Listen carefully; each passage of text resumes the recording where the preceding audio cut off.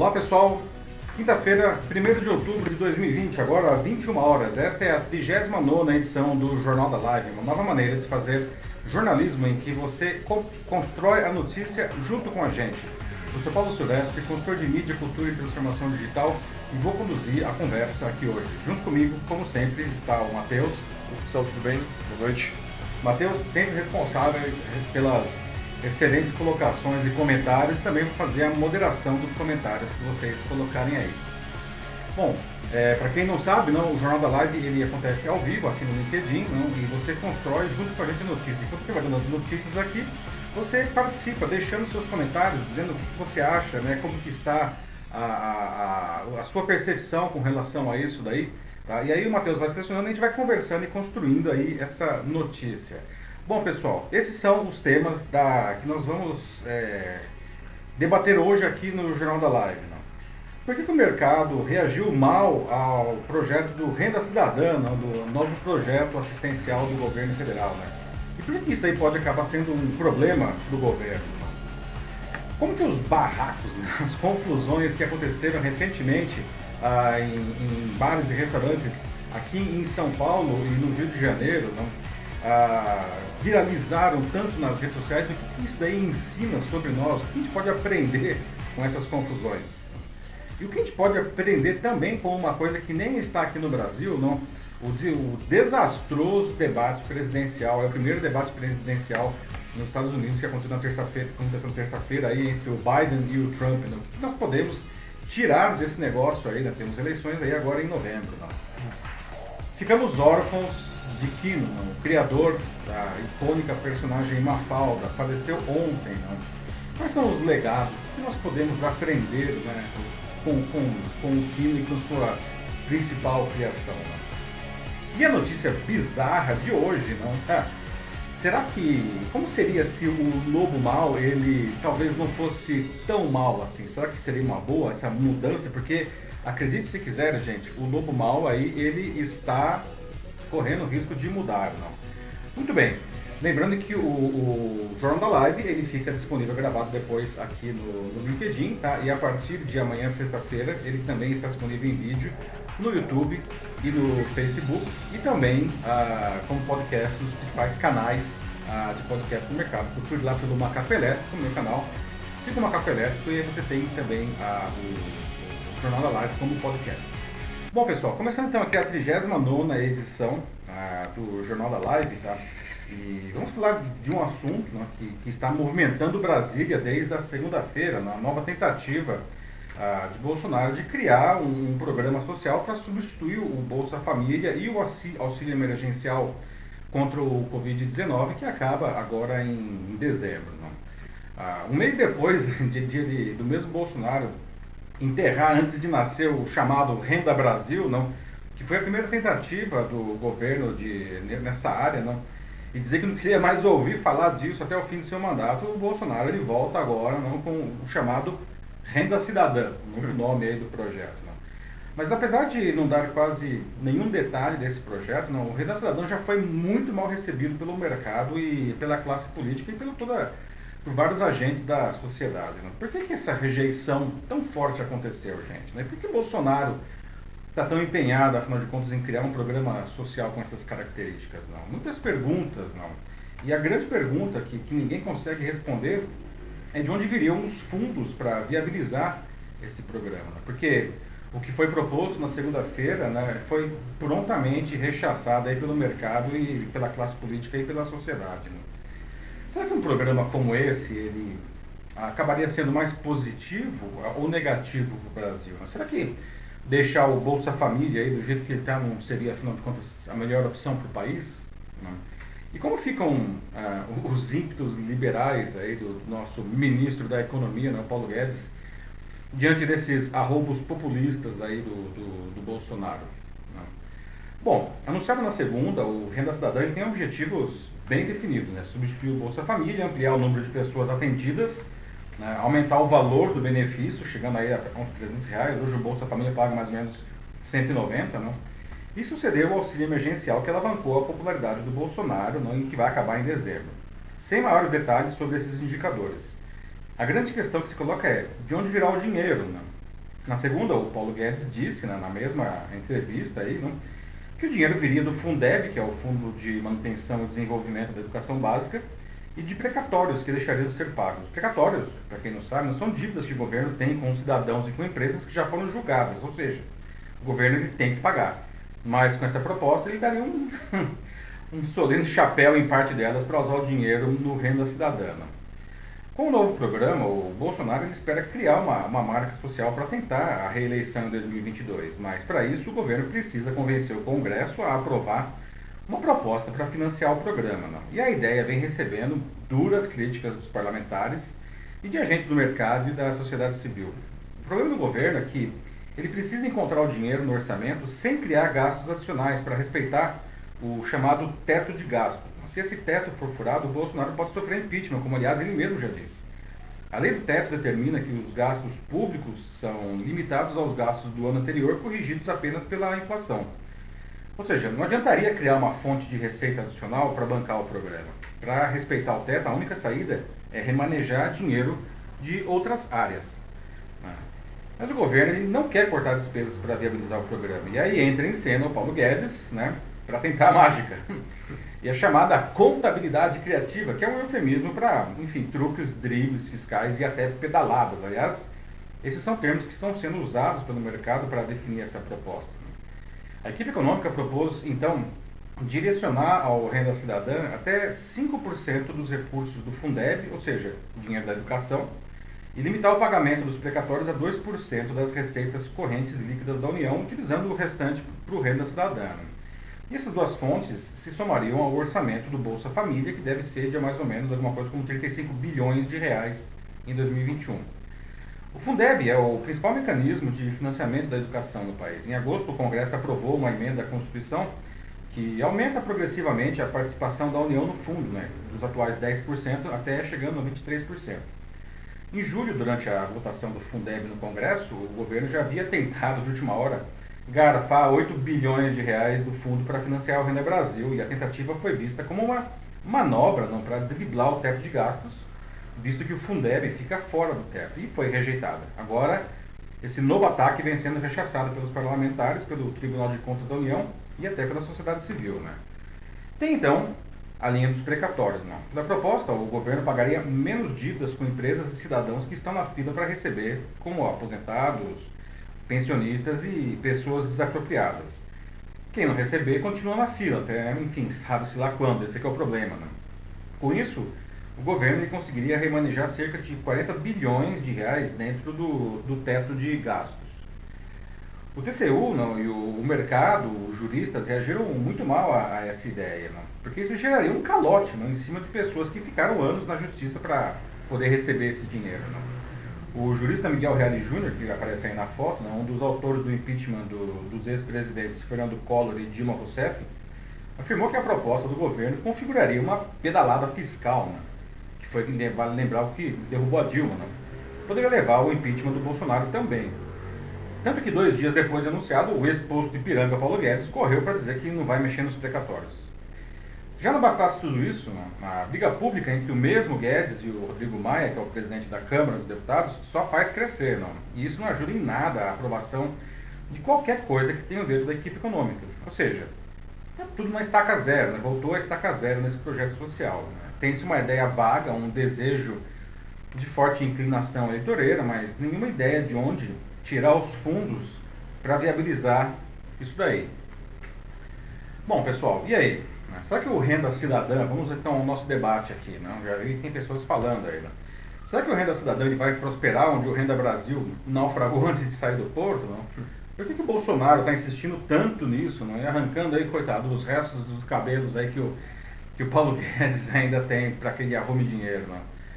O Renda Cidadã, vocês acham que é um bom programa, e deve seguir adiante, ou, sei lá, deve ficar só o Bolsa Família, E o dinheiro, de onde que vem? Se não for do Fundeb, se não for dos precatórios, de onde que vem, E o que é melhor para o Brasil, no final das contas? Gostaria de ouvir de vocês, Manter aí a linha liberal do Paulo Guedes, que, diga-se de passagem, ajudou a eleger o Bolsonaro, ou a linha do novo Bolsonaro aí, que tem esse viés mais populista, digamos. E aí, Matheus, como estamos? Bom, vamos lá, né? A Adelaide Cândida diz de que é inadmissível usarem o Fundeb como a renda, né? Como não Renda Brasil aqui, mas pro Renda Cidadã. Renda cidadã. Sim, ela colocou errado aqui, mas é que muda tanto o nome, né? Que Foi logo ali, né? assim, é um problema que, sério, natural cometer. Pois é, Adelaide, né? Você não está sozinha nessa percepção, né? Os próprios parlamentares ligados à educação estão aí batendo o pé, né? A sociedade civil também está batendo o pé, não? O Tribunal de Contas da União já falou que isso daí é esse eufemismo bonito, né? Essa contabilidade criativa, né? Tudo leva a crer que não vai rolar nem Fundeb e nem precatórios para financiar aí o Renda Cidadã. Sim, além disso, a Caroline Santos pergunta aqui, por que eles não prorrogam o seguro-desemprego? É que o seguro-desemprego, né, Caroline, ele é limitado a, como o próprio nome sugere, pessoas que perderam o emprego e ele dura pouco tempo, né, são poucos meses apenas. Não? A proposta aí do governo é criar alguma coisa permanente, bem nos moldes do Bolsa Família, aí, não, dos governos petistas, não, que é uma coisa permanente.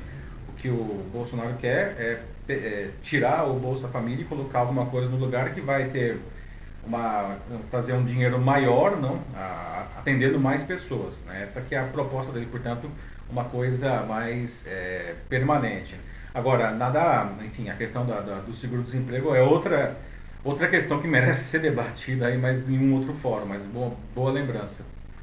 Tem agora aqui o Paulo Ambrosio dizendo de que, né, como eles apoiam o Estado mínimo e depois eles vão para o BNDES e bancos pedindo empréstimos para salvarem suas próprias empresas, comprar casas, carros e entre tantas outras coisas para o próprio conforto deles. Exemplo veio da Avan, que ele diz. E o nome disso, tudo que ele descreveu, fascismo, como ele mesmo coloca. Bom, pois é, né, Paulo? Os liberais do governo não estão aí passando por um momento bem complicado, não? Realmente, se esse governo ele foi eleito e um dos pilares desse governo era o liberalismo, não está fácil ser um liberal nesse governo, não?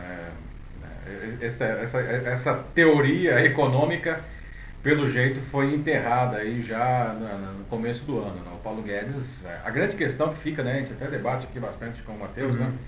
Como o Paulo Guedes continua, né? Como que ele se sustenta nesse governo, né? Que o Bolsonaro tá dando aí um pedala Robinho nele o tempo inteiro, não? Tá desautorizando, às vezes até de uma maneira humilhante, não? Ele faz isso o tempo inteiro, não? E o Paulo Guedes segue firme ali, não? O negócio tá questionável. Acho que são duas perguntas, né? A primeira, como que já não demitiram o Paulo Guedes até agora? Já que Ou como que ele não se demitiu, como né? ele não se demitiu como também. aconteceu aí com, sei lá, com o Mandetta, com o Taish, não? E outros, não?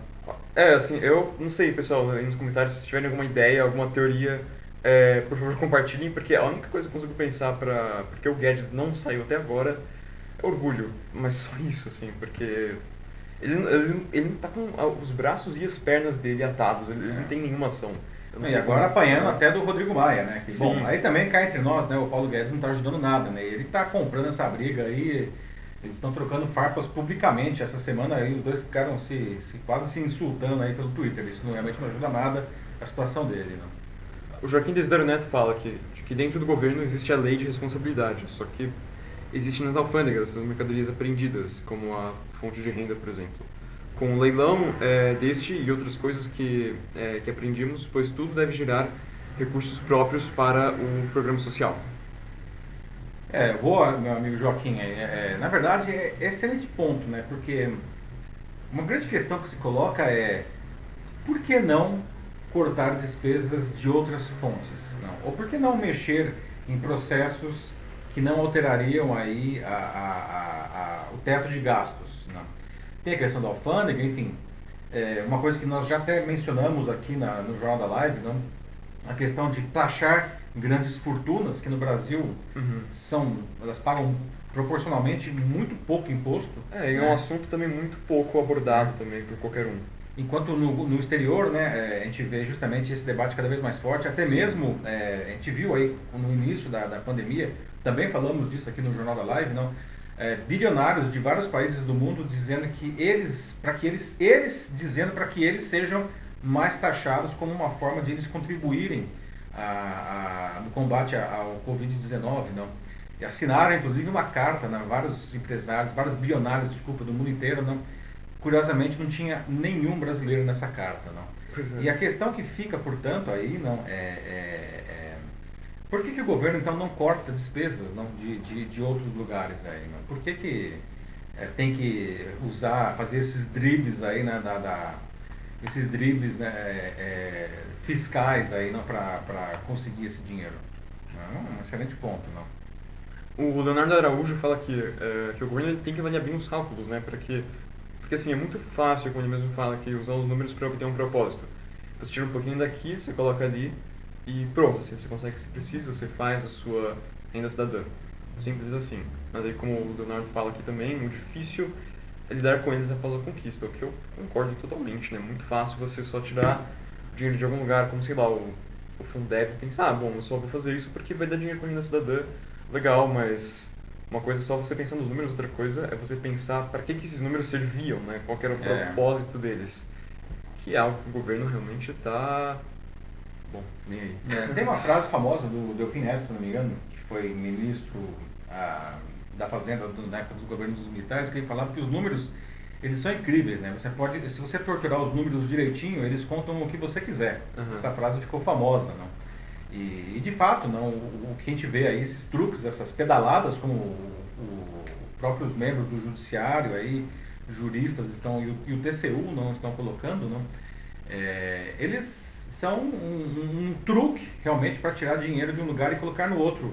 Tira de um lugar que é importantíssimo, né, mas coloca em um lugar que vai dar mais visibilidade eleitoreira, né? O que é a história do cobertor curto, aliás, curtíssimo, né? Porque qualquer lugar que você puxa, você descobre alguma coisa importante nesse caso aí, né? E estão querendo descobrir a educação e querendo descobrir os precatórios. Mas bem que parece que os precatórios já, o próprio Paulo Guedes falou, não, deixa disso. Mas é a tal da contabilidade criativa, né? Que é um belo do eufemismo. Para não dizer criminosa, né? Bom, o Leonardo Araújo coloca aqui de que uma boa ideia seria ouvir a opinião do próprio mercado diretamente. Então, empresas e empresários devem ser consultados, investir em projetos para gerar empregos, por exemplo. Pois é, Leonardo, mas o mercado ele foi ouvido sem ser perguntado, não? A gente viu aí nos 2 primeiros dias, aí, após o anúncio, não?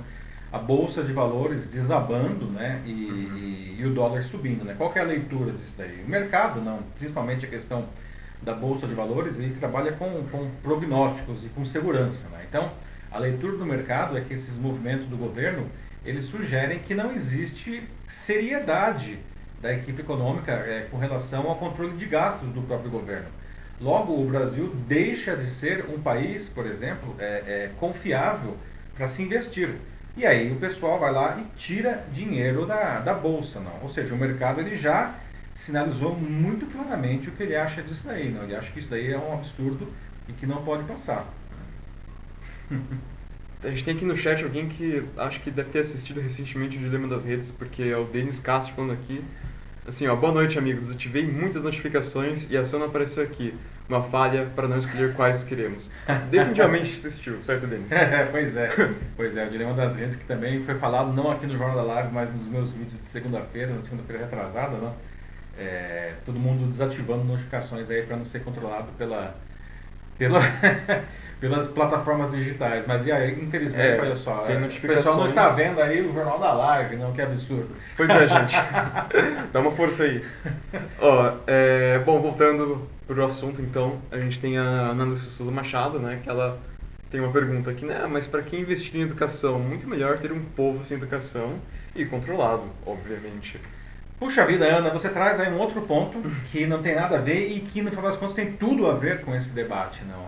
Bom, o Brasil, infelizmente, e não é de hoje isso, não? É conhecido por não levar muito a sério a sua educação, principalmente no que diz respeito ao ensino público. As nossas taxas internacionais são vergonhosas, né? E esse negócio só piora dos anos 60 para cá, não? É um negócio horroroso, a gente não consegue reverter essa curva, não? E, infelizmente, a gente continua numa descendente muito forte. Até a nossa notícia bizarra de hoje, o último tema da nossa edição, de certa forma tem um pouco a ver com isso daí, não?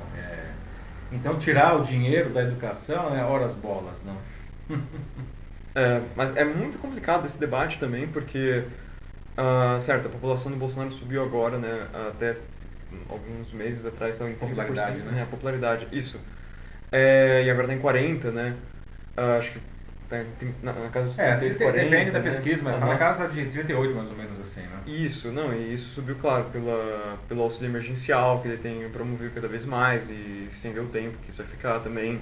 E agora também com o anúncio do Renda Cidadã, mas tem que pensar também de que as pessoas, né, que agora estão apoiando o Bolsonaro, assim, que são aqueles que estão mais se beneficiando do auxílio, são pessoas que, claro, elas precisam de educação, para que elas possam sair daquela situação, busquem um melhor emprego, melhores condições de trabalho e, como tudo, melhores condições de vida, mas a gente também tem que ter a consciência de que as pessoas não fazem isso por mal, as pessoas fazem isso porque é difícil o cara pensar num todo, assim, maior, porque alguém assim que não consegue nem ter direito, assim, o pão dele do dia a dia, entende? Então, É, por isso que é um debate tão difícil, assim. super difícil, Aham. né? E muito bem colocado, né, Matheus? É difícil você exigir qualquer coisa de alguém que está passando fome.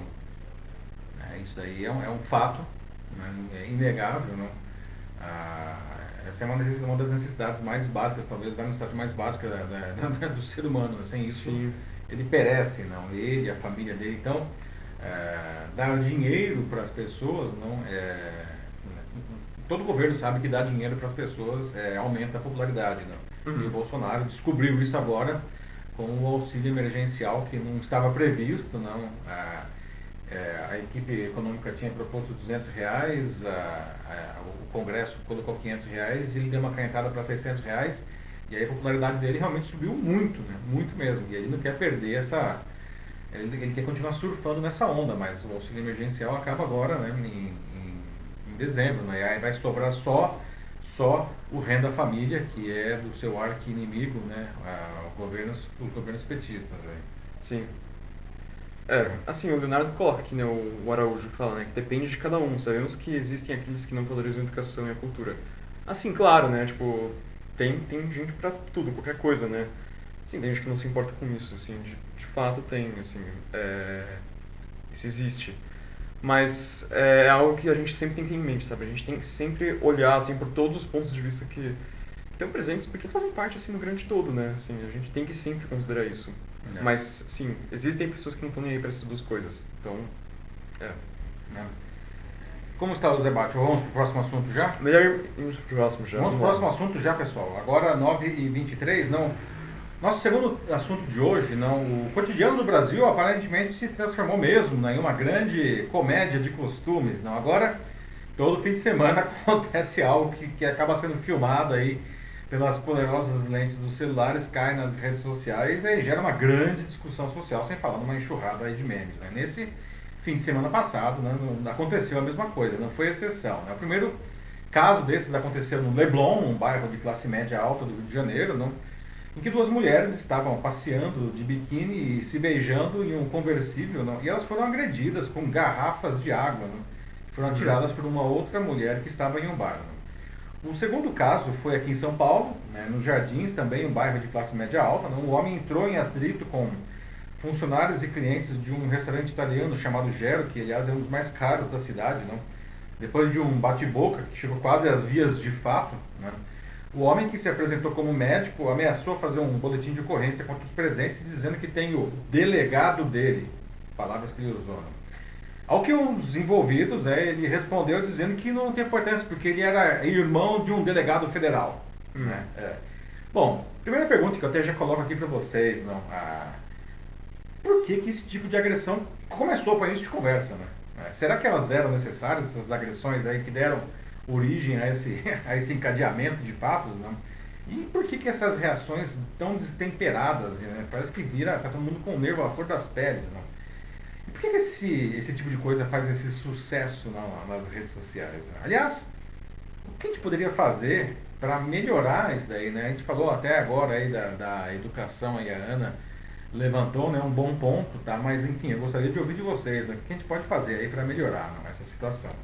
Bom, aí detalhando os dois casos agora, né? Esse daí é o primeiro vídeo das duas mulheres de biquíni, um homem passeavam nesse carro conversível aí no Leblon, né? As duas mulheres estavam se beijando no carro, né? E ao passarem por uma rua movimentada, não passaram lentamente por conta do trânsito, elas atraíram a atenção da multidão, né?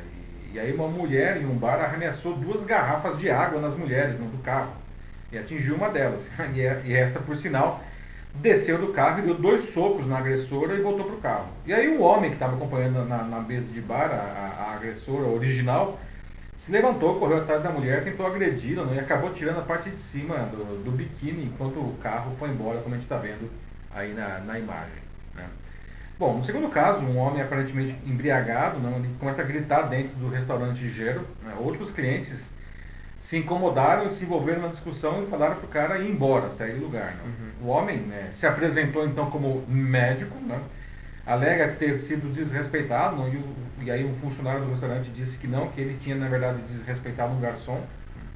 E aí já do lado de fora ele discute com 2 homens, né? Alega que foi chutado por um deles, ameaça registrar boletim de ocorrência, né? E aí vem a cereja do bolo, né? Ele pega o celular e diz que vai ligar para quem ele chama de seu delegado, né? E aí um dos outros homens que estava na discussão fala que, não, que ele é irmão de um delegado federal, né? E aí o médico diz que ele e o amigo dele, eles eram educados e tem berço, e virou aquele barraco, né? Os funcionários do restaurante tentaram até apartar a confusão, né? Quase terminou uma agressão física, né? Enquanto a gente ouve no fundo do vídeo, né, várias mulheres gritando CRM, CRM, CRM, ou seja, questionando até se o cara realmente é médico, né? Bom, vários problemas dessas histórias aí, né? Primeiro são as agressões gratuitas, né? O que afinal de contas teria acontecido de tão grave no primeiro momento, lá no caso do restaurante Gero, que descambou naquilo tudo, né? E no caso do Leblon, né, o que as moças fizeram para receber as garrafadas, né, em primeiro lugar? Por que será que é porque elas estavam de biquíni na rua, né? No Rio de Janeiro isso é comum, né? Ou porque elas estavam se beijando, não? Ou porque, sei lá, elas eram bonitas e passaram fazendo isso tudo na frente do namorado da agressora, não? Ou porque, como disse a própria agressora em sua defesa, porque tinha criança no lugar. Aí outra coisa, né, que se nota aqui é a percepção de algumas pessoas de que elas se acham melhores do que outras, né? E aí sem falar as chamadas carteiradas, né?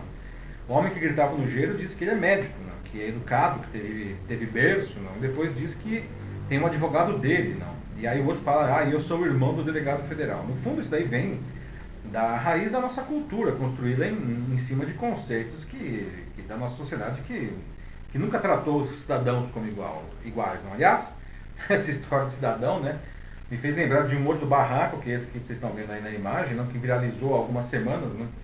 A gente chegou até a discutir ele também aqui no Jornal da Live, quando um casal agrediu um fiscal da prefeitura do Rio que pedia para que eles usassem máscara, né? E em determinado momento a mulher disse que o marido, ele não era cidadão, como o fiscal havia chamado ele, né? Disse que ele era cidadão não, né? Ela falou, cidadão não, engenheiro civil, melhor que você.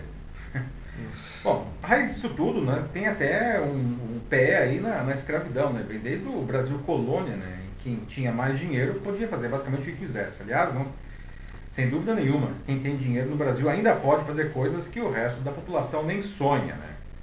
Mas pior que isso, né, se acha até mesmo acima da lei e melhor do que as outras pessoas, né. Então, pessoal, faço de novo a pergunta, né. Será que as agressões foram necessárias e o desenrolar desses fatos aí são justificáveis, né? Por que esse tipo de coisa faz tanto sucesso, esse tipo de barraco faz tanto sucesso, inclusive agora nas redes sociais, né? Porque esse negócio explode, né? Todo mundo falando desse negócio, né? E tem como a gente resolver isso daí, não? Corrigir esse rumo zoado aí de séculos da nossa cultura?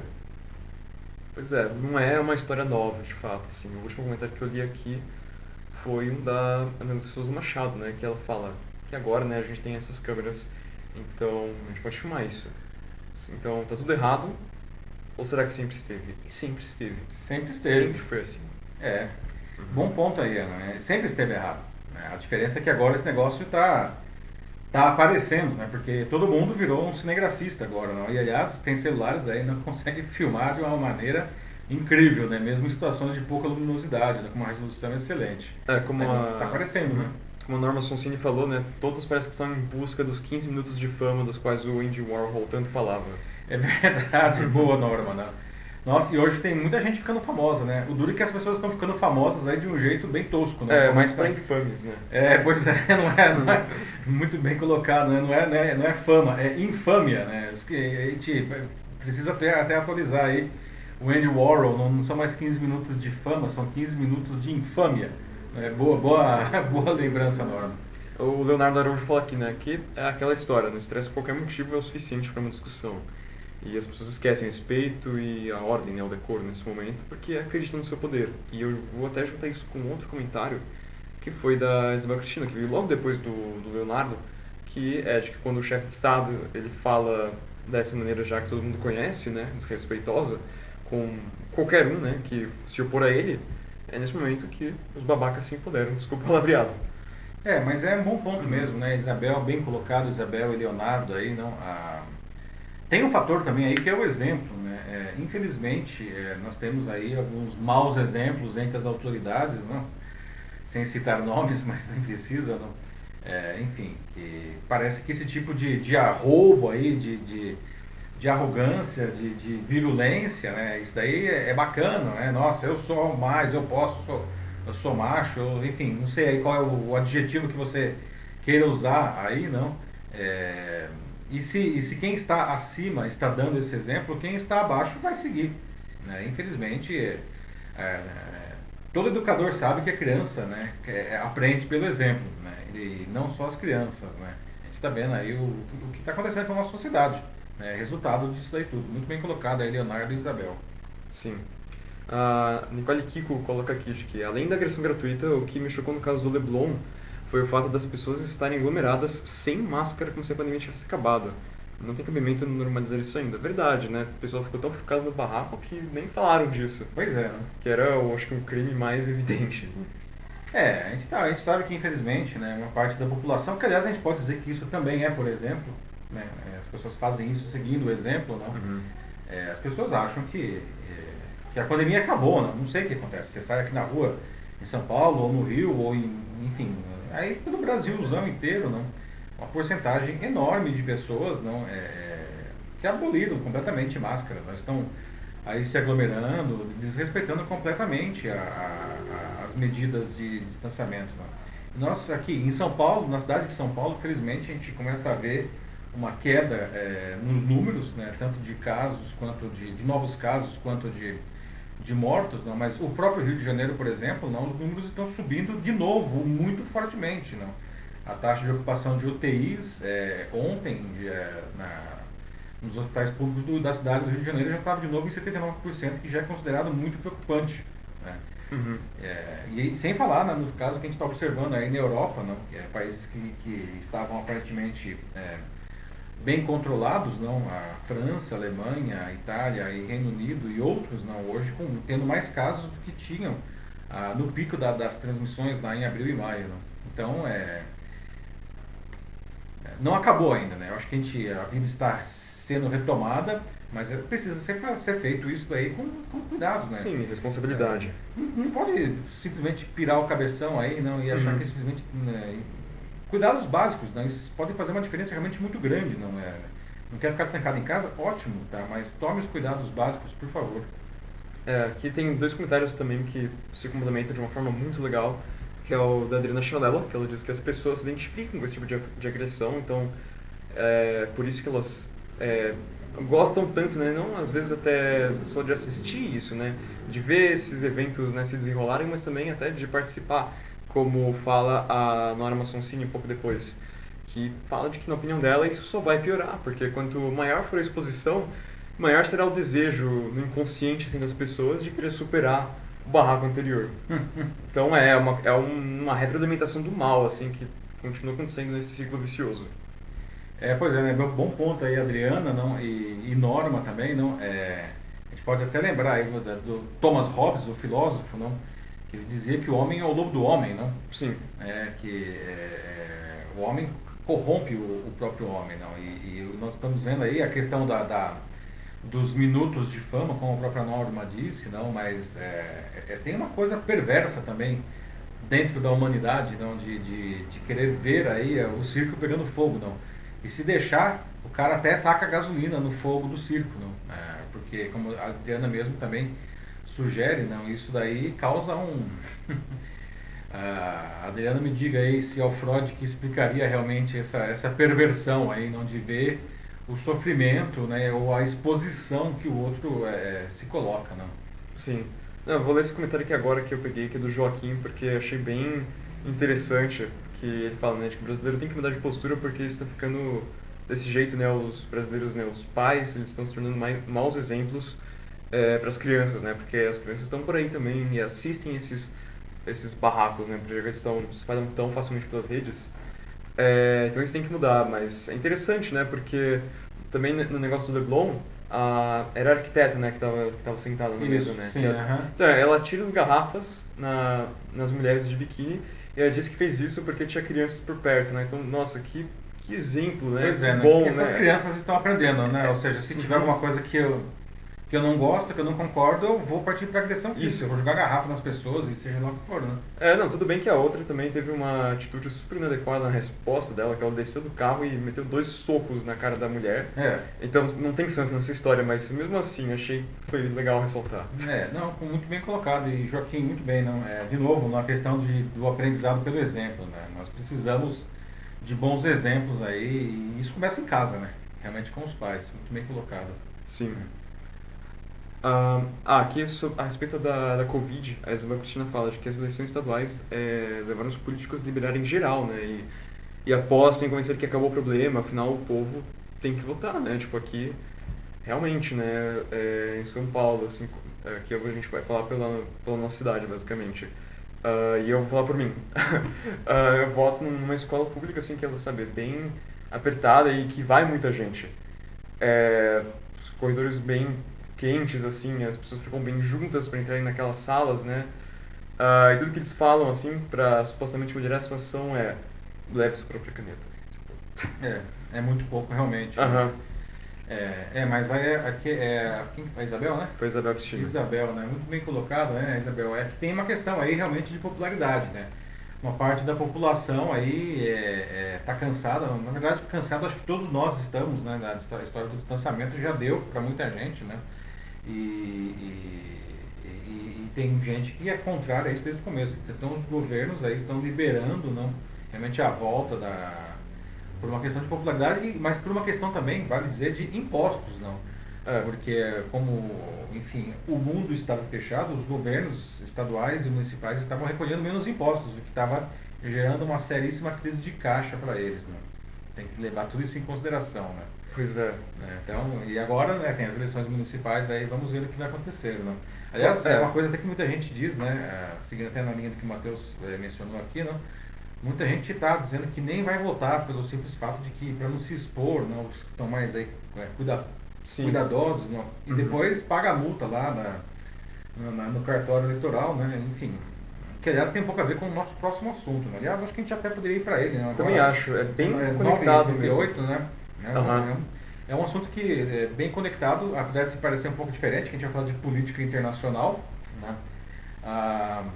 Mas uma política internacional que realmente tem um impacto aqui no nosso cotidiano. Né? Eu quero falar do primeiro debate para a eleição presidencial dos Estados Unidos, né? Que aconteceu nessa terça-feira e foi um desastre, não, em diferentes formas. Não. Primeiro porque foi caótico, onde todo mundo falava ao mesmo tempo, não, e ninguém queria ouvir o outro. Não. Depois porque ele não se concentrou em ideias, não, e sim em ataques gratuitos, puros, não, de maneira muito, muito profunda, muito virulenta. Sobrou até para o Brasil nessa história, né? Foi nominalmente citado pelo candidato democrata Joe Biden, né? Por conta do desmatamento e das queimadas da Amazônia. Né?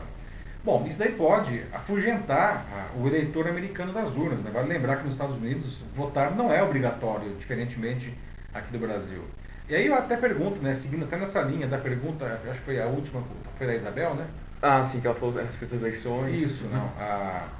E se fosse no Brasil? E se aqui não fosse obrigatório votar? Não? Se as pessoas pudessem escolher, será que hoje as pessoas iriam votar? Ou achariam que seria melhor ficar em casa, e nem só por causa do Covid, mas porque nem vale a pena votar? Não? Tem as eleições municipais agora em novembro. Né? Será que os candidatos a prefeito e a vereadora aqui, eles têm boas propostas? Não? Será que quando a gente começar a ter debate aí na televisão, a gente vai ver alguma coisa como a gente viu aí nos Estados Unidos? Não? O que a gente pode aprender aí com essa história louca? Né? Então, contar um pouquinho sobre ela, não? O candidato democrata, o Joe Biden, chegou a mandar o atual presidente e candidato republicano Donald Trump, que aparece aí na foto, não, calar a boca, não, sem meias palavras. Isso porque o Trump, como é de se esperar, não, foi extremamente agressivo, não, abusou de informações falsas para fazer valer os seus pontos de vista. Além disso, o Trump ficava interrompendo o tempo todo o Biden, né, e até o mediador do debate, o jornalista Chris Wallace. Wallace, que acabou perdendo o controle da situação, apesar da sua experiência, disse que nunca tinha visto nada parecido antes. Não. Isso é muito ruim para o eleitor americano, não, porque ele não só foi privado de ver uma troca de alto nível para conhecer as ideias dos candidatos, como ainda viu um show de horror. Né. E isso realmente pode desestimular muitos a votar, o que, aliás, favorece o Trump, né, que tem uma base mais engajada, que vai votar nele de qualquer jeito e representa uma parcela considerável da população. A maioria dos analistas disseram que o Biden ganhou o debate, né, apesar do caos instaurado e apesar de algumas bancadas dele. Né. Por exemplo, ele perdeu a chance de questionar melhor o Trump, né, que é bilionário e só pagou $750 de imposto de renda no ano que ele se elegeu presidente e no ano seguinte. Né. Ele não pagou nada em 10 dos últimos 15 anos. Né. O cara é bilionário e não pagou nada. Né. Para ter uma comparação, né, o ex-presidente Barack Obama ele pagou $100 mil de imposto de renda no ano. Uma coisa que o Biden disse e que nos interessa particularmente como brasileiros, não, ele deixou claro que os Estados Unidos, assim como a Europa, estão bem de olho na questão do desmatamento e das queimadas da Amazônia. O Biden chegou a propor a criação de um fundo de $20 bilhões de vários países do mundo para a preservação da Amazônia. Só que ele disse que o Brasil vai enfrentar, entre aspas, consequências econômicas significativas caso o país não pare a destruição das florestas e se ele for eleito. Ou seja, se o Trump vencer a eleição, ele continuará sendo um avalista ocasional aí da política brasileira, né, de no mínimo vista grossa aí do Bolsonaro para as gravíssimas questões ambientais que a gente está passando. Por outro lado, se o Biden ganhar, o Brasil pode ficar totalmente isolado internacionalmente, uma vez que o mundo todo, especialmente a Europa, já considera o país um pária por conta das queimadas e dos desmatamentos, além da sua postura diante da pandemia de Covid-19. O Brasil já perdeu dinheiro de fundos de defesa ambiental, está perdendo investimentos internacionais em setores diversos e pode ver o acordo da União Europeia com o Mercosul morrer antes de finalmente nascer. Além disso, se o Biden ganhar, não, ainda pode passar o Brasil a sofrer sanções internacionais patrocinadas pelos Estados Unidos, né? Coisa que a gente está acostumado a ver normalmente aplicada em países tipo Cuba, Irã, Venezuela, Coreia do Norte. Não? Imagina, o Brasil seria uma péssima estreia para o Brasil nesse seleto grupo de nações. Né? Muito ilustre, né? Pois é, vergonhoso, mas enfim. E aí, pessoal? O que a gente pode aprender com com essa pataquada eleitoral na terça protagonizada pelo Trump e pelo Biden? Né? Será que a gente vai começar a ver esses shows de horror aqui também agora, nas eleições municipais? Não? Ou será que os nossos candidatos vão se sair melhor? Não? Aliás, vocês conhecem até quais são os candidatos da sua cidade? Porque parece que nem vai ter eleição esse ano, a gente já está em outubro. Está estranhamente quieto, né? Ninguém. Vocês sabem quem são os candidatos da sua cidade? Não? Sabe quais são as propostas? Pelo menos os de prefeito, vai? Vocês sabem, não?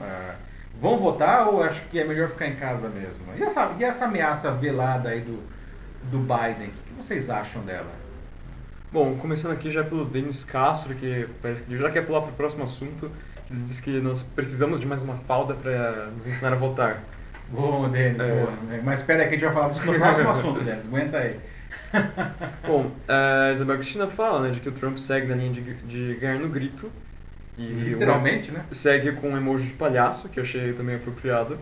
Mas é bom lembrar de que na última eleição ele ganhou assim, né? Então, agora ele é palhaço, né? Mas, assim, não é pra desconsiderar ele tão cedo assim também. Ele tem uma chance bem real de vencer. Sim. A base dele é muito forte.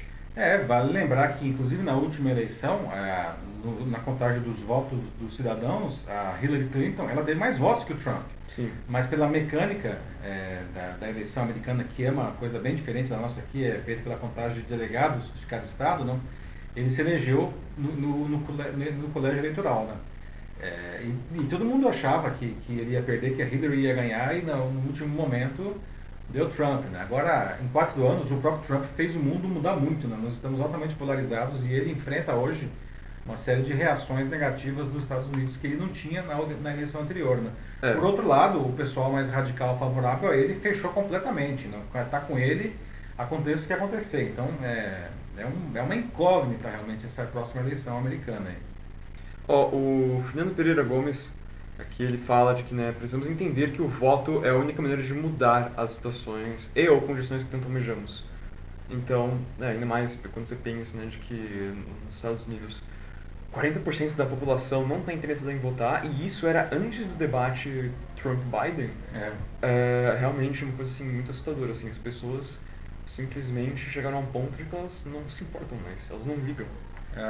Fernando, excelente ponto que você traz, e isso é verdade. Quer mudar o mundo, tem que votar.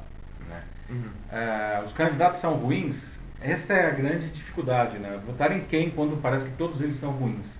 Né? Escolha aquele que pelo menos se alinhe com você nos seus valores. Né? Não faz esse negócio que é um negócio que o brasileiro faz isso direto, aliás, isso até de certa forma explica o resultado da última eleição presidencial, votar no cara que tem mais chance de tirar aquele que você não gosta. O Bolsonaro ele espertamente percebeu esse movimento e ele se apresentou como o cara que ia tirar o PT, percebendo que existia uma grande porcentagem da população que não queria ver o PT mais nem como síndico do prédio. Ele ganhou, então, não porque ele tinha alguma coisa para oferecer, porque ele era o cara que ia tirar o PT do poder. Não. E isso é terrível. Não. A gente não pode votar num candidato menos pior ou no candidato que vai tirar quem a gente não gosta. A gente tem que votar naquele candidato que é com o qual nós temos alguma afinidade, pelo menos alguma afinidade. Né? A gente não pode rifar, né, o nosso voto dessa maneira. Não. A democracia, né, se faz pela soma das diferenças e não pela exclusão das igualdades. Não. É um negócio bizarro isso. Né? A gente precisa realmente aprender a votar, né? E excelente aviso aí que o Fernando traz pra gente. Né? Escolha bem o seu candidato e vote. Sim. Em relação à ameaça do Biden, eu tenho aqui o comentário do Leonardo Araújo, que fala sobre a queda geral na bolsa que isso causaria no caso das sanções serem reais. Se o Brasil levar isso, vai sofrer assim, muito para captar recursos de outros países e a sua credibilidade para um investimento estrangeiro melhor, vai ficar um sonho bem difícil. Então dizer assim de que o Biden ganhar assim não vai fazer diferença alguma assim, não vai mudar a popularidade do Bolsonaro aqui no Brasil, é de engano. Assim, eu acredito que vai colocar ele numa situação bem difícil, deixando ele num campo minado se as sanções realmente acontecerem. Mesmo que não aconteçam essas sanções que ele mencionou no debate, a vitória do Biden já seria um desastre para o governo Bolsonaro. Né? Porque realmente o único líder expressivo no mundo que apoia o Bolsonaro acaba sendo o Trump, de alguma maneira. Não? É verdade que o Bolsonaro acha que ele é muito mais amigo do Trump do que o Trump acha que ele realmente é. Não?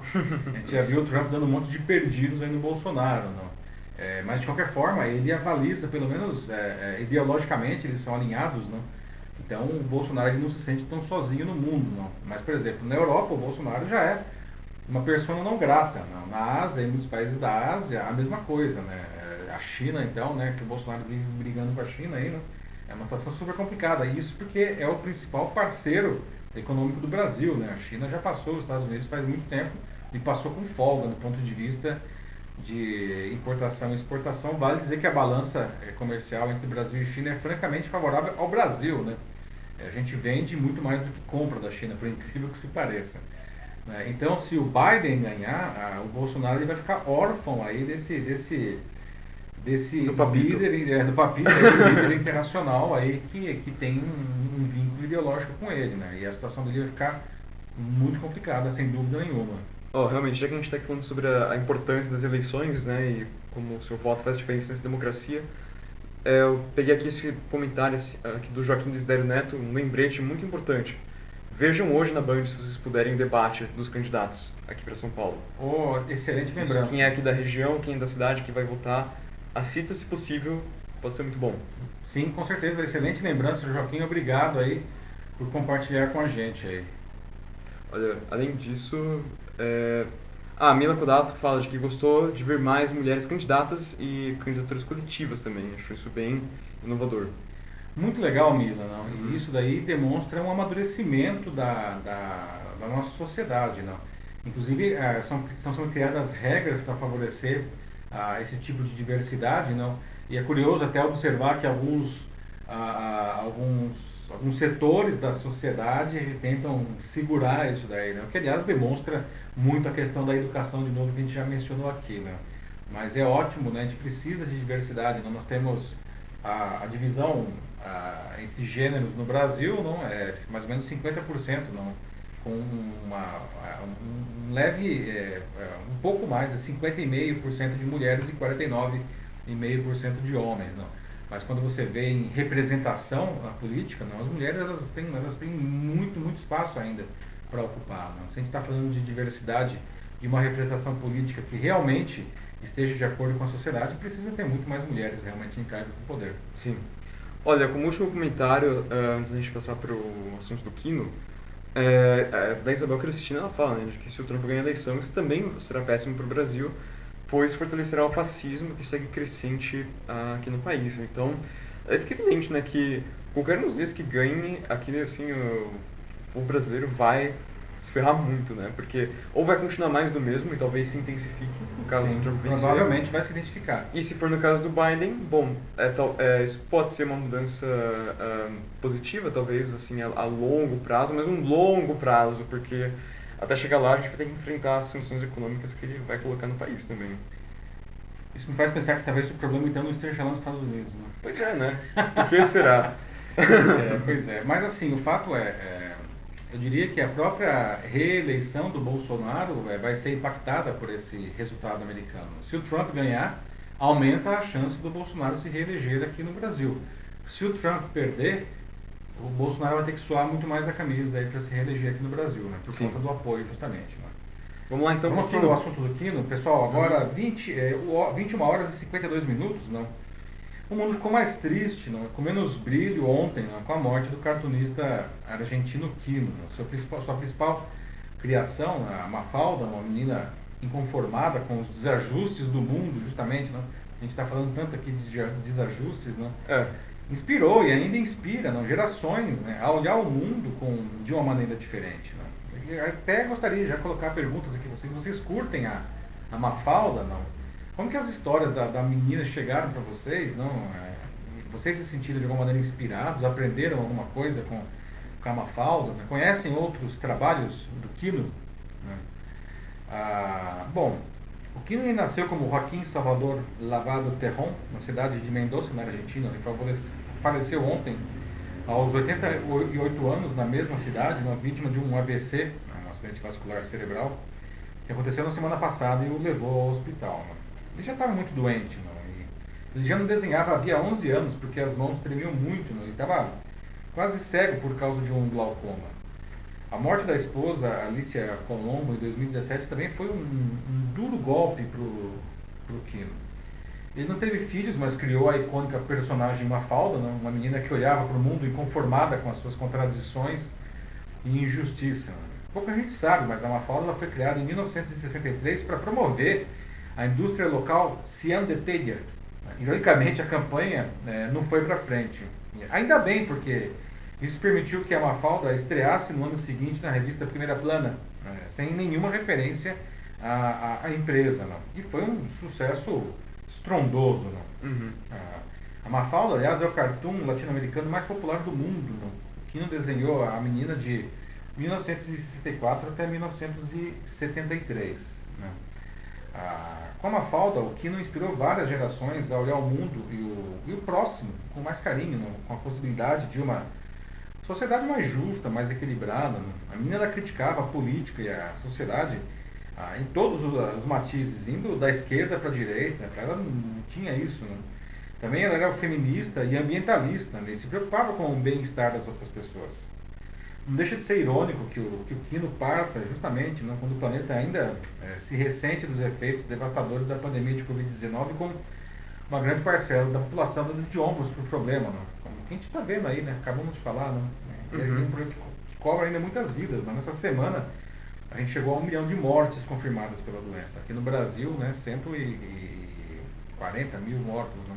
Acho que Mais de 144 mil mortos, né? Uhum. Bom, que o legado do Quino, né, nos inspire, continue nos inspirar. A Mafalda está conosco, não? Então, curtem Mafalda, não? Como que vocês conheceram a menina, não? Como que vocês se sentem inspirados? Como que foi essa notícia da partida do Quino para vocês? Nossa, vários fãs aqui se mostrando nos comentários, falando como foi muito triste, né? E até, no caso da Natasha Costa, diz que fez a infância dela. A Nicole Kiko diz aqui que a Mafalda é um daqueles desenhos geniais que nos faz rir e nos revoltar com o mundo ao mesmo tempo. Ela fica de grande legado ao mundo. É verdade, quem que falou isso aí mesmo? Foi a Nicole. A Nicole, não. Pois é, a Nicole, a Mafalda tinha muito isso, não? A gente se revoltava, mas a gente se revoltava porque ela mostrava pra gente as coisas erradas que estão no mundo, não? A Natasha também falou, né, que desde a infância dela, não, ela enfim, vive aí a Mafalda, não? Puxa vida, seria ótimo se ela voltasse à carga agora, né? O mundo está precisando mesmo de mais Mafalda aí atualizada, Mafalda 2020. Se bem que, como a própria Nicole falou depois, é uma obra de arte atemporal, né? E É a verdade. gente tá vendo agora mesmo, né? Se aplica super bem. É verdade, tem até aqui nessa. Até coloquei aqui umas tirinhas, não? Aqui ela falando, poxa vida, será que Deus patenteou aí essa história de manicômio redondo, não? Ou colocando uma plaquinha, cuidado, irresponsáveis trabalhando na frente do globo aí, não? É uma obra certamente atemporal, né? Por mais que tenha algumas referências aí dos anos 60 e 70, não? As crenças dela, não? As coisas que ela nos ensinava realmente se aplicam facilmente hoje aí, né? O Leonardo Araújo, ele acho que conheceu a Mafalda igual a mim, conheceu na escola, né? E, que é uma coisa bem comum, na verdade, porque a Mafalda sempre é utilizada naqueles exercícios, aparece muito também em vestibulares ou provas de espanhol também até. E outro que ele fala também, né, que é também dessa mesma turma da escola também são como os do Calvin, né, Calvin Haroldo. Nossa, aliás, belíssimo, adoro Calvin também, não? Pois é, boa, Leonardo, não? Muita gente, não, principalmente o pessoal mais novo, conheceu a Mafalda já, enfim, na escola, não? Eu tive o prazer de, enfim, quando o Quino parou de desenhar, eu ainda era um bebê, não, mas eu ainda cheguei a ver tirinhas da Mafalda em jornais, coisas desse tipo assim, não. Depois tem até comprei um livro, tem toda a obra da Mafalda assim, encadernada, uma raridade, uma beleza. O Joaquim Nesder Neto também coloca aqui uma mensagem de homenagem para a obra e para o autor. Ele diz: sua determinação de vida com a Mafalda tinha tudo completo. Veja como: lute, acredite, conquiste, perca, deseje, espere, alcance, invada, caia. Seja tudo o que quiser ser, mas acima de tudo, seja você sempre. Maravilhoso, Joaquim. Muito bom mesmo. Obrigado aí pela contribuição, porque realmente isso daí é o ensinamento aí que o Quino nos deixa, não só pela Mafalda, né? A obra dele inteira é muito de altíssimo nível, não? E com essa percepção que você nos trouxe, muito bom. O Denis fala que sobre a perda de um outro autor, assim, outro quadrinista que também foi muito sentido até pouco tempo atrás, e que ele disse que a dor é comparável à do próprio Stan Lee. Pois é, né? Jack Kirby também, perdas mais próximas. Aqui no Brasil ele também fala, né, de que são poucos os que ele chama de criadores do saber, aqui no nosso caso, que a gente tem o Ziraldo e o Maurício de Souza. Pois é, não? Maurício pelo menos continua conosco, não? Sim. E continua brilhando aí, mas excelentes lembranças aí do Dennis, não? O Jack Kirby aí, o Stan Lee, não? Criadores da Marvel, não? Que tanto que as pessoas tanto amam hoje, principalmente depois que isso ganhou mais força no cinema, não? Essas pessoas realmente são seres iluminados que passam aí pelo mundo para deixar uma marca dele, não? Cada um a sua forma, não? Contribui aí para a nossa formação, né? Sim. O Álvaro Penacchione também está aqui, diz que a Mafalda é mais necessária do que nunca nos dias de hoje. Então, mais uma vez, mostrando uma obra temporal. Muito bem, Álvaro, sem dúvida nenhuma, né? Realmente eu gostaria, né, de ter uma Mafalda 2020, porque, nossa, Imagina assim, terreno fértil, extremamente fértil para a menina, né? Fazer os seus comentários ácidos Sim. aí, sempre muito pertinentes. Não? Vamos ver o que os herdeiros decidem fazer, como a Maria Ângela de Camargo disse aqui, né? Que é uma lástima que a obra depende disso, dos herdeiros, né? Se eles vão dar continuidade ou não, mas tá, então depende dessas questões legais. Mas vamos ver, né? Se acontece alguma coisa, se realmente rola esse Mafalda 2020. Seria ótimo, né, Maria Ângela? Bem colocado, né? Espero que eles se saiam melhores que os herdeiros do Tio Espírito, lá do Chaves, não? Que tiveram enfim, não conseguiram fechar aí um acordo com a Televisa e o Chaves saiu do ar no mundo inteiro por conta disso, né? Isso foi bizarro. Como que ficou o SBT? Não tem mais Chaves agora? Como que o SBT fica sem Chaves, gente? Não dá, aí não é possível. Silvio Santos chora. Silvio Santos chora, né? Seu principal produto aí saiu do ar, né? Vamos para o último tema, que já estamos aqui, ó, 10:01, né? Vamos para o próximo assunto, não? Vamos para a nossa notícia bizarra, que é um negócio meio engraçado até, não? Curioso, não? E tem a ver também com educação, de certa forma, não? Existe uma brincadeira, não, entre jornalistas que diz que o lobo ele sempre será mau enquanto a gente ouvir apenas o lado da Chapeuzinho Vermelho, né? Um ponto interessante, né? Porque será que o lobo era tão mau mesmo? A gente só ouviu a Chapeuzinho, né? Ninguém ouviu o lobo, né? Mas ninguém duvida que o lobo ele é o vilão da história, desse conto de fadas, porque, enfim, os contos de fadas são histórias com alto valor simbólico que ensinam valores para adultos e principalmente para as crianças, né? Só que agora, veja só, né, o Ministério da Educação está querendo mudar os contos de fadas, não? Eliminando pontos que eles consideram inapropriados ou polêmicos. Não vai ter, por exemplo, mais beijo entre príncipe e princesa, né? Porque isso, segundo eles, promoveria a sexualização das crianças. Não? Vixe. E no caso do Chapeuzinho Vermelho, não, o caçador não mata mais o lobo. Né? O lobo continua sendo o lobo mau, mas agora o que acontece? Ele, ao invés de o caçador matar, o lobo tropeça e cai no rio. E aí vai embora. Bom, eu achei que prenderia o lobo. Acho que não sei se é pior ou melhor. Pois é. Não? O que vocês acham disso, gente? Será mesmo que a gente está protegendo as crianças fazendo esse tipo de, digamos, intervenção, de releitura? Não? Onde está fazendo o contrário? Né? Os psicólogos aí que estiverem nos vendo, por favor, se manifestem. Não? Será que a gente não está criando uma geração incapaz de lidar com conflitos da vida fazendo isso daí? Não? A confusão começou há alguns dias quando a CEALF, né, que é a Secretaria de Alfabetização ligada ao MEC, disponibilizou a coleção Conta Pra Mim, com 40 livros infantis em formato digital para ler, imprimir e pintar, além de vídeos com cantigas de fábulas. Né? O conteúdo das obras tem sido muito questionado pelos especialistas em diferentes áreas. Né? Nessas versões dos contos de fadas, não tem beijo entre príncipe e princesa, como eu já falei, o lobo mau também não é morto pelo caçador. Né? Outra coisa, a madrasta que convence o pai do João e da Maria a deixá-los morrer de fome na floresta, ela é substituída por uma mãe boazinha, né, que instrui eles a marcar o caminho com as pedrinhas antes de saírem para colher flores, olha só. E até no Flautista de Hamelin, né, o sumiço de 130 meninos e meninas encantados pelo som da flauta não some da história. Aliás, não tem nem criança na história. Ué.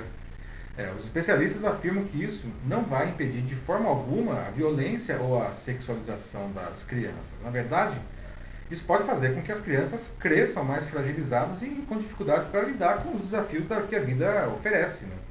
A superproteção de crianças é tida como um dos principais responsáveis, aliás, pelo aumento de ansiedade, de depressão e até de suicídio entre os pequenos.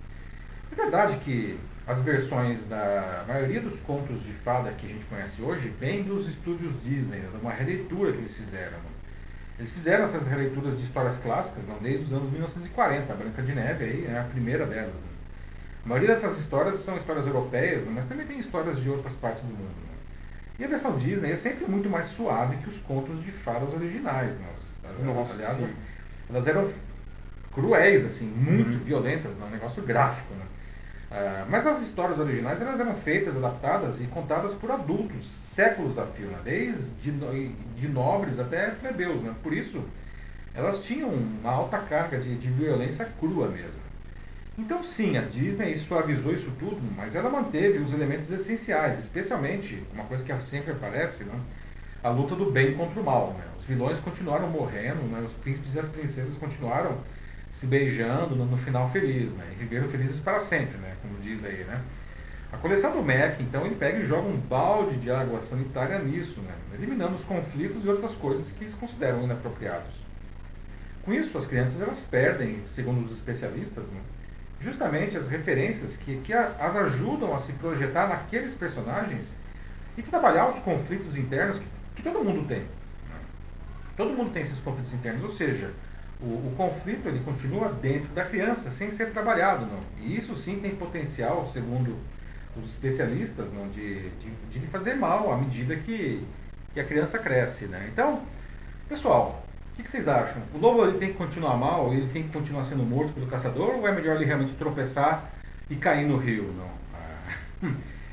E essas versões esterilizadas aí, não, dos contos de fadas, será que a gente está fazendo mais bem ou mais mal às crianças? Ó, a gente já tem umas pessoas chocadas aqui nos comentários, né? A Maria Ângela coloca, né? Nossa, mas gente, ela só escreve aqui no comentário dela, só isso, mais gente. Eu só mais gente! Expressando um choque. Depois, ela tem um muito engraçado aqui da Natasha Costa, que ela diz assim, né? Que os pais, então, né, precisam parar de beijar as crianças antes de elas irem dormir. Porque aí estariam insinuando sexualidade para elas. Exatamente, não né? é? A gente estava falando agora mesmo aqui, né? Até como se diz, que as crianças aprendem pelo exemplo, né? Se os pais ficarem se beijando, aliás, talvez até os pais se beijando entre eles, não? Não. Das crianças, como é que fica isso daí? Isso aqui, obsceno demais. Erotizando as crianças aí, não? Bom ponto, Natasha. Não, tipo... olha, o Denis fala, né, de que também ele relembra das raízes desses contos, né, com os irmãos Grimm. E ele fala de que as histórias, sim, né, elas eram bem mais macabras e perturbadoras, mas eles também faziam isso porque eles queriam induzir o pensamento, assim, crítico nas pessoas, de que tudo, assim, tipo, na vida te dá como dois lados, sempre suas ações, suas escolhas, elas têm consequências, então era isso, gerar questionamentos. Muito bem colocado, né, pelo Denis. Aliás, o Denis estava falando isso daí, né, eu vou até fazer uma pergunta pro Denis, não. Como será que seria os Vingadores, né, Ultimato aí, não? Nessa estação, o Thanos ele estala o dedo e aí metade da população do universo cai no rio, como é que é? O que será que ia acontecer, não? Porque não pode ter uma coisa do tipo morte, assim, então o pessoal estala o dedo e metade da população cai no rio, a peça cai no rio. Ou se some instantaneamente sem nenhum tipo de dor, assim, nada. Olha, a Nicole Kiko voltou aqui e diz que tem tanta coisa inapropriada para o governo cuidar e eles acham que mudar contos de fadas vai mudar a realidade delas. Inacreditável. Pois é, Nicole, eu também concordo com você, eu acho que dava para pensar em outras coisas mais importantes. O Joaquim aqui de novo. Devemos ensinar as crianças a criar suas próprias histórias de vida, pois o mundo está mudando. Ensina tudo da vida e é importante para saber que a infância é a melhor fase da vida. Então depois nós temos a verdadeira vida, né? Quando você vai assim e lê essa história justamente para saber de que existem tanto bem quanto mal no mundo, né? De uma forma bem simplificada, bem preto e branco, né? Simbólica, mas que mostra esses dois lados. Sim, né? Muito bem, Joaquim. Né? Conto de fada é, antes de mais nada, simbolismo. Né? Exato. É interessante, né? Eu acho que as pessoas que fazem esse tipo de coisa, elas também subestimam a capacidade das crianças. Né? Elas acham que as crianças são seres que imbecis. São capazes de pensar, que são seres imbecis. Não? E crianças, elas veem os contos de fadas, não? Elas sabem que aquilo não é verdade. Aliás, essa talvez seja uma das grandes forças desse tipo de narrativa. Nenhuma criança vai sair aí depois de, sei lá, assistir A Bela Adormecida, não? Procurando a Malévola com uma espada na mão aí para esperar ela se transformar num dragão para enfiar a espada As crianças sabem justamente a questão da fantasia, não? E é interessante a questão simbólica para ajudá-las justamente a ressignificar os seus próprios conflitos internos, né? Bom. Tem mais um comentário aqui? A Ana Lúcia concorda com a Nicole, acabou de dizer isso. Então, mas acho que é isso então. Chegamos ao final? Sim. Pessoal, olha, muito bom, agora que 10h09, né? Estamos encerrando a 39ª edição do Jornal da Live. Obrigado novamente pela participação. Mais um debate excelente, não? Como a gente tem feito toda semana. Na semana que vem, quinta-feira, né, às 21 horas, chegamos à 40ª edição do Jornal da Live. 40 semanas aí, em que vocês ajudam a gente a fazer um noticiário, né? Todo mundo aqui debatendo. Agradeço muito a participação de todos, né? Quem assistir isso aqui depois gravado, lembrando que vocês podem deixar os comentários, que eu leio todos os comentários.